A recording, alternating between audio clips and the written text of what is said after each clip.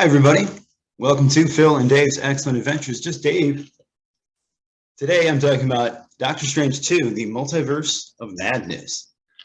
This is going to be a spoiler review, so if you haven't seen the movie yet and you are concerned about spoilers, I would suggest you go and watch the movie first before you watch this review.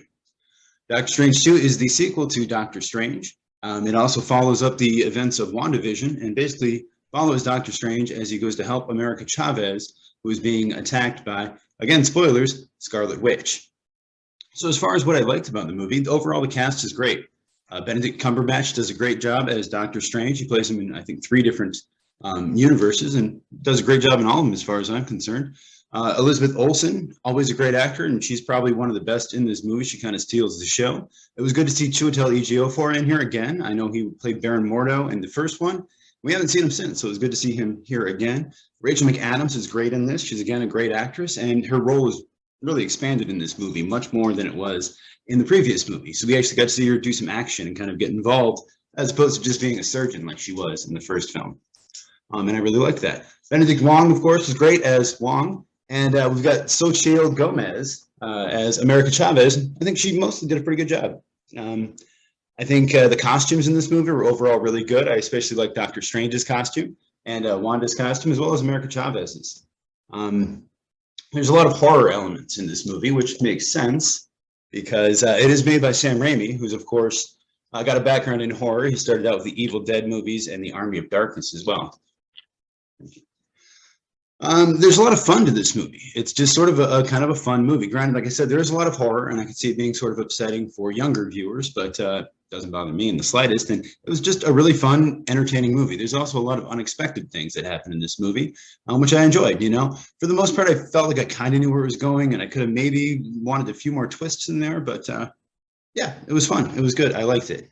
There's this idea in the movie that dreams are actually alternate universes, which I think is a really cool, interesting idea that I really like. And I think other people have probably sort of had a similar thought before. And so, yeah, it's kind of nice to think that way sometimes.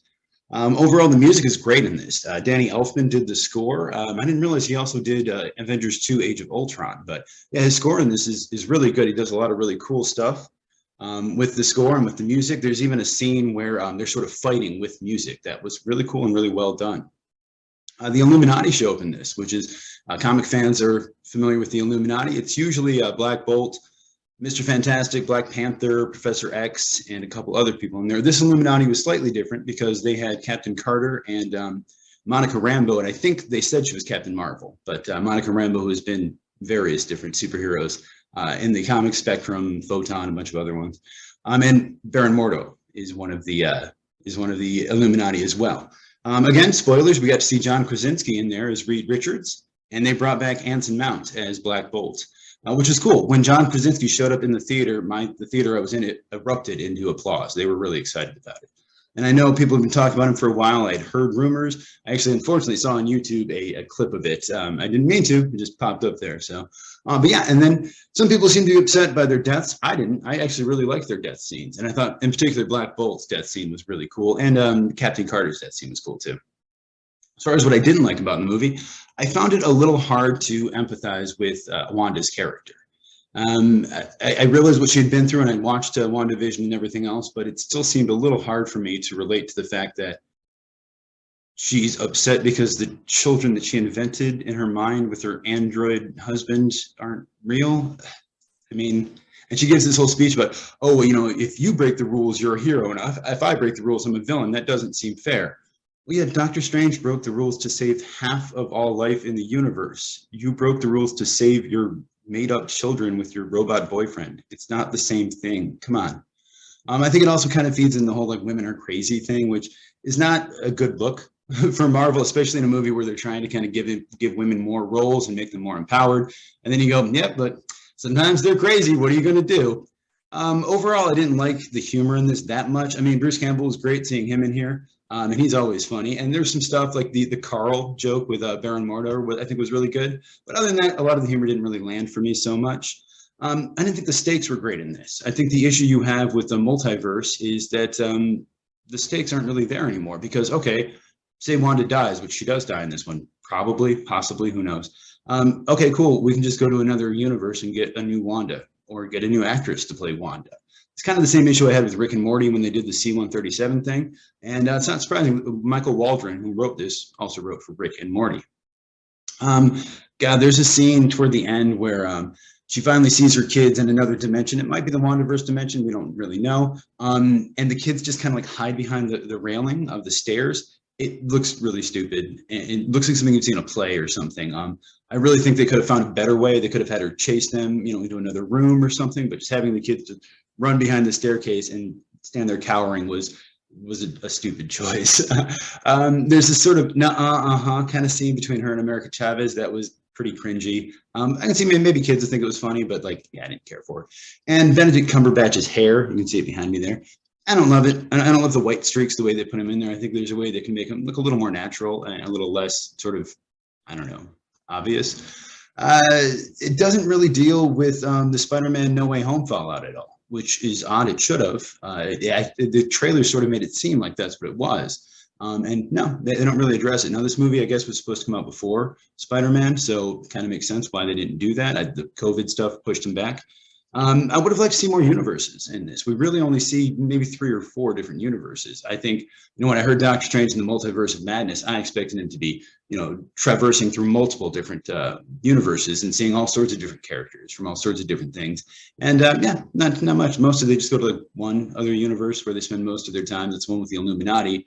Then another one where the 2 universes have converged, and then whatever one that Wanda is in with her kids. No, I guess that's the same as the Illuminati one. So yeah, and I think part of the issue with this movie is that we already had another multiverse movie come out before this one, which is Everything Everywhere All at Once. And unfortunately, I think they did it better. And Jamie Lee Curtis is apparently saying the same thing on Twitter, and I have to agree with her. It's a better movie at a lower budget. And I think maybe if this would have come out first, I would appreciate this movie more. But seeing such a great movie about the multiverse come out first really kind of hindered this movie.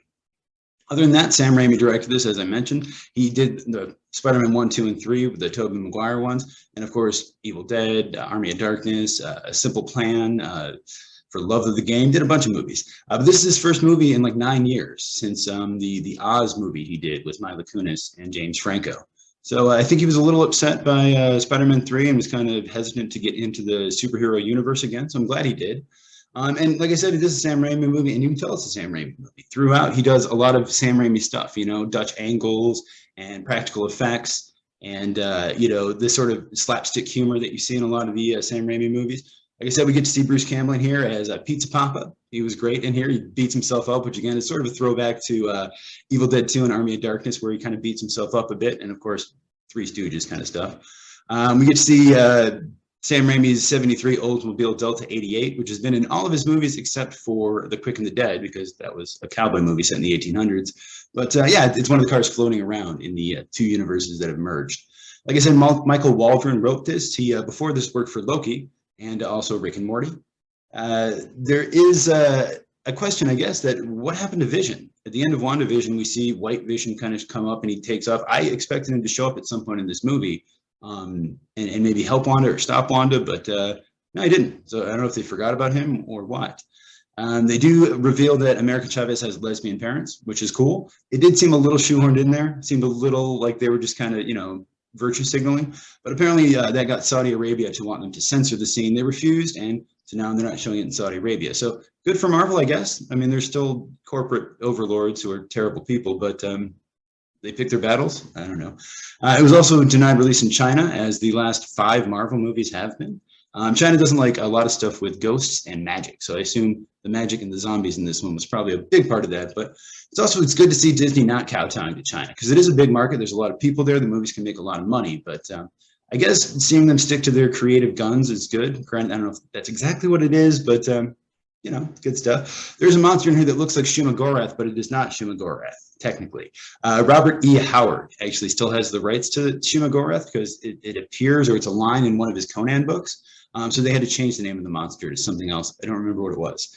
Like I said, this was supposed to come out before No Way Home, but it didn't. That kind of makes sense, but it also makes me wonder why then Doctor Strange would do what he did in No Way Home after seeing what happened here. I assume they changed that. Oh, there is a really cool scene with Professor X where he comes out in the wheelchair from the animated series, the big yellow wheelchair. And for a brief second, they placed part of the X-Men theme in the score, which was great. It was a great callback. And again, I was definitely excited to see that.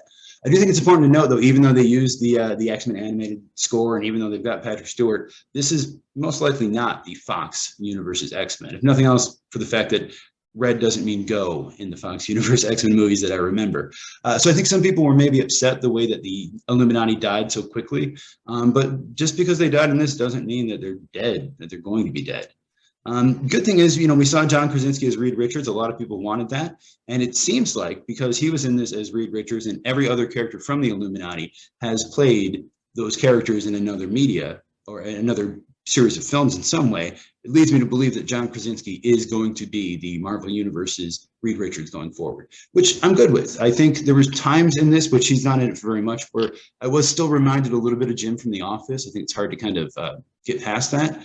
But yeah, he also mentions having kids, and I think he mentions having a wife. So there's a lot of speculation his real life wife, Emily Blunt, may play Sue Storm. That would be cool. I guess she doesn't seem too excited about it, but I like her. I have nothing against her. There's a mid-credit scene here with Charlize Theron where she shows up. I did not know who she was or what that was indicating, but afterward I looked it up, and she was apparently Clea, who is a love interest of Doctor Strange in the comics. She's Dormammu's niece, and after defeating Dormammu, they eventually get married in the comics. So maybe we've got that to look forward to. I guess we'll see. Other than that, I think the movie overall was a pretty solid movie. It was great seeing Professor X and Mr. Fantastic in there. I think the score was one of the best scores in a Marvel movie I've seen in a really long time. It was great to see Danny Elfman back in there. I think there are some things they could have done better in this movie. It's not a perfect film by any means, but overall, I would give it an 8 out of 10. So it's a solid effort. It's obviously required viewing if you are into the MCU multiverse at all. It does sort of help to further the storyline. So if you saw the movie, I'm curious to know what you thought of it. Let me know down in the comments below. Thank you so much for watching. Hope you have a great night, and I will see you here again next week.